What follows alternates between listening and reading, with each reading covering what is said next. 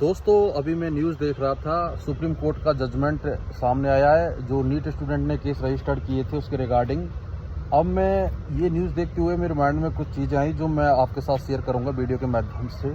देखो, नीट का exam NTA के द्वारा कंडक्ट कराया जाता है। ऑफलाइन मोड पर एग्ज़ाम होता है, पेपर का प्रॉपर तरीके से डिस्ट्रीब्यूट होता है, पेपर स्टूडेंट के लिए दिया जाता है। पहला पॉजिटिव पॉइंट ये। दूसरा, ये ऑफिशियली आंसर की आती है, दूसरा पॉजिटिव पॉइंट ये। तीसरा ये है कि जो आपने ओएमआर मार्कशीट भरी है तो वो आपको एनटीए की साइट पर अपलोड कर दी जाती है कि हाँ आप देखो आपकी ओएमआर में किसी तरीके का चेंज तो नहीं किया गया, जो आपने भरे हैं वो ठीक है। तीसरा पॉजिटिव पॉइंट ये। चौथा ये है कि किसी भी क्वेश्चन में अगर आपको प्रॉब्लम लग रही है कि यार एनटीए ने इसका ये आंसर माना है लेकिन इसका आंसर ये नहीं है, हमारे लिए कोचिंग में या एनसीईआरटी में ये पढ़ाया गया है, तो आप उसको चैलेंज भी कर सकते हो। फिर उसके बाद एनटीए की टीम बैठेगी, फिर उस पर डिस्कस करेगी, फिर बताएगी कि ये आंसर हमने माना है और इसलिए माना और इसका कारण ये है, आपको प्रॉपर रूप से सेटिस्फाई किया जाएगा। पांचवा पॉइंट इसमें यह है कि जैसे आपने ओएमआर में किसी ऑप्शन आते हैं ABCD, तो आपने C भर दिया, तो जब आपकी ओएमआर कंप्यूटर से चेक हो रही है तो कंप्यूटर ने C ही ऑप्शन को रीड किया या किसी और को किया है, यहाँ तक कि आपको जानकारी मिल जाएगी।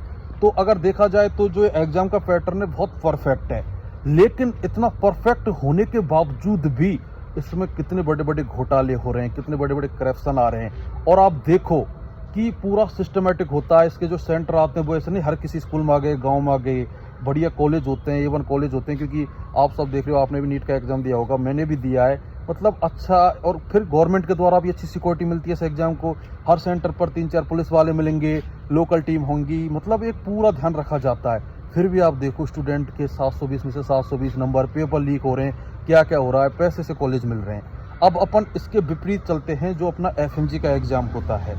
दोस्तों, ना तो FMG का एग्जाम मिलता, ना ये पता चलता उन्होंने क्या आंसर माना है, ना ये पता चलता हमने क्या टिक किया है, ना उसमें ये पता चलता कि जो हमने टिक किया है या फिर जो उन्होंने आंसर माना है क्या वो सही है। हमारे लिए तो कोचिंग में ये पढ़ाया गया, तो किसी भी तरीके की कोई ट्रांसपेरेंसी नहीं।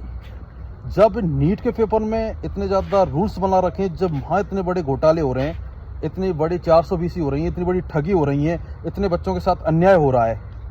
अगर सोचो अपने FMG के एग्जाम में तो ऐसा कोई भी प्रोटोकॉल नहीं है। बस ये आप फॉर्म भरो, एडमिट कार्ड आएगा, एग्जाम देने जाओ और आपको जो रिजल्ट आता है वो एक पैकेज की तरह आता है कि उसका कोई फिक्स नहीं रहता, डायरेक्ट लिस्ट आ जाती है। ना फिर आपको ऑब्जेक्शन करने का कि सर मेरे इतने कम नंबर क्यों रह गए, क्या क्वेश्चन था क्या नहीं था। तो यहाँ किस लेवल का भ्रष्टाचार चलता होगा, एक बार आप सोच के देखो। ये मैं काफ़ी देर से सोच रहा था। लेकिन दोस्तों, आप एक बात तो नोटिस करो कि FMG वाले स्टूडेंट ज़्यादा विरोध क्यों नहीं करते, क्योंकि यहाँ क्या है 50% का क्राइटेरिया है। अब अगर नीट में ऐसा होता कि सपोज 720 का एग्जाम हुआ, 360 जो उसका 50% से ऊपर वाले सभी बच्चों को कॉलेज मिलेगा, तो कोई ज़्यादा ध्यान ही नहीं देता। अरे यार मेरे 420 आए, मुझे मिल गया, किसी के 700 आ, मुझे क्या मतलब।